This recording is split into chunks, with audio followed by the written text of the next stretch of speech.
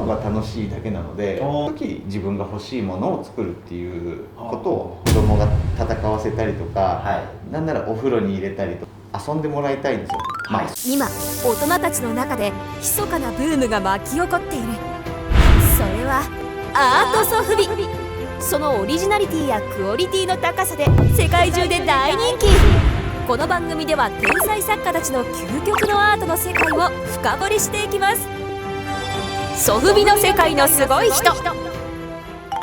今回もやっていきましょう。 TBS TV ということで、今回ですね、東京千島区にある今回ですね、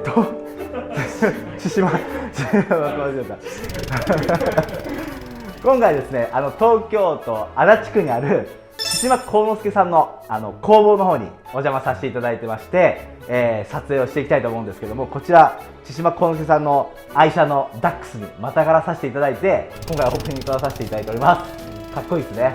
たくさんの趣味に囲まれた工房の中で紹介していきたいと思うんですけども、今回はですね、前半は対談をさせていただいて、そして後半に関しては千島幸之助さんの、工房見学で実際に塗装されているところなどを見学させていただいてお話を聞いていきたいと思います。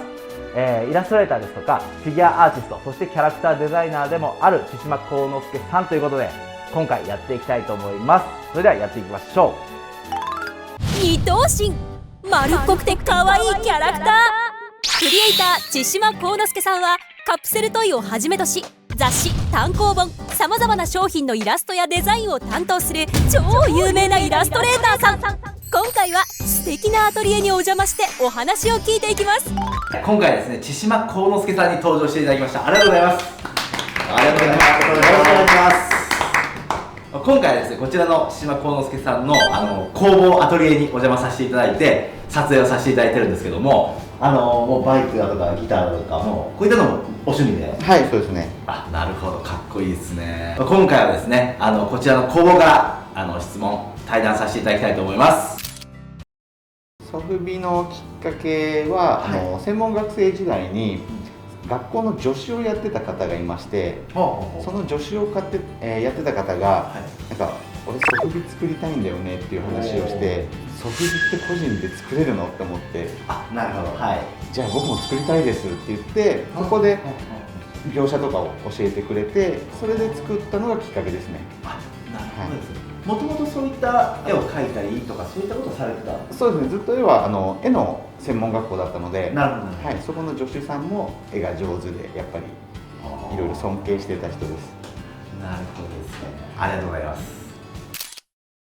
思い出はもう完全に自分の好きなものを作ってるだけなので、キャラクター自体全然タッチも違ったりもするんで、もうその時自分が欲しいものを作るっていうことをメインにやってます。なるほどですね。それはもうあれですか、アイデアとしては、なんかこうポッと浮かんでくるような感じ？そうですね、もう仕事の合間に本当落書きして、これかわいいな、作りたいなって言って、ただそれも途中で飽きることもあるので、途中の原型もいっぱいあって、そのまま作らなくなっちゃうものもありますね。なるほどですね。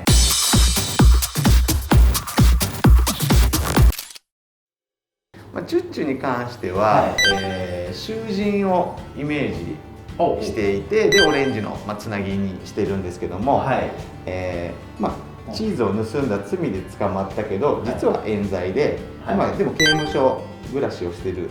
ただ人間の刑務所なので、親から抜け出せちゃうので、いつもお散歩をして、その刑務所生活を楽しんでるっていう設定の男の子です。なるほど、なるほど。あと気になったのが、ちょっとドクターペコスなんかも。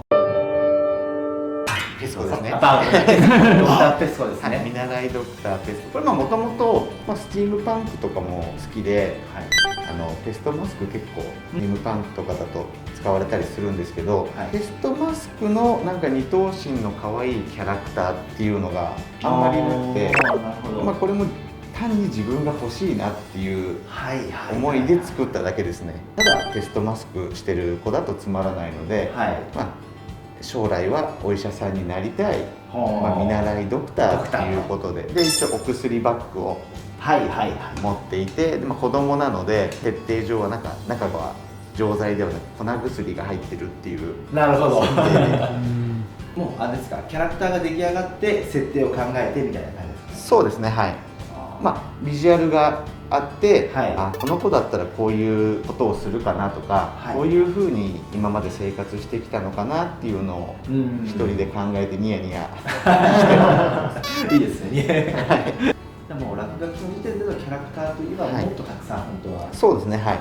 いるんですけどっていう感じですかね。あと落書き書いていいなと思っても次の日見た瞬間になんでこれいいかなっていうのもあるんで。なるほど、はい、僕そのソフビを作りたいっていうよりも原型を作るのが楽しいだけなので、正直もう原型を作った時点で、はい、実は満足しちゃってるんですよ。ああ、なるほど。ただ作ってやっぱ欲しいって言ってくれる人もたくさんいるので、はい、じゃあソフビに作って、でもちろんソフビになった時は自分もすごい嬉しいし、だから原型もそうだし、テストショット来て自分で塗装して完成したらもうあとはいっぱい作んなきゃめんどくさいなっていうのはもちろん仕事になってきますね。なるほど。絵本の中の世界観と可愛らしいキャラクター、今後もどんなキャラクターが誕生するのか目が離せない。ここがすごい。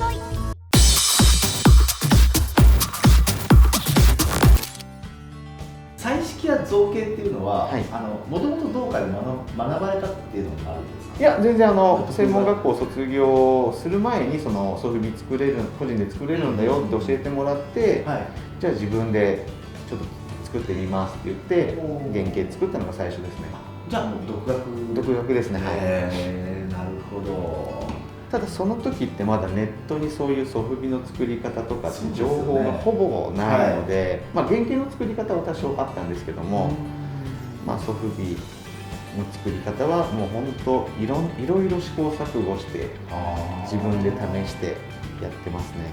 造形のこだわりも特にはないんですけども、もともと二頭身ぐらいのものが好きっていうのと、あとは遊んでもらいたいんですよ。遊ぶって言ってもそんな遊べないんですけども、なのでやっぱり握った時にあんまトゲトゲして痛いものとかだとちょっと嫌なので、なんか手にすっぽり収まるような形には一応してますね。そこは、はい。これとかはもう本当にすごい握りやすさをすごい求めて握りやすい。確かにすごい握りやすいですね。三面図みたいのも一切描かないので、描かないっていうか三面図通りに作れないので。なるほど。はい。やっぱり変わってきます。変わってきますね。はい。なのでデザインとかは基本的にフィギュアができてからこっそり元のイラストをフィギュアに近づける。なるほど。イラスト通りにできたように見せてます。こう回ってるみたいな。ものづくりや原型が大好きな千島幸之助さん。まず自分の欲しいものをこだわり作り上げる。温かみのある造形のソフビたちはたくさんの人を魅了している。ここがすごい。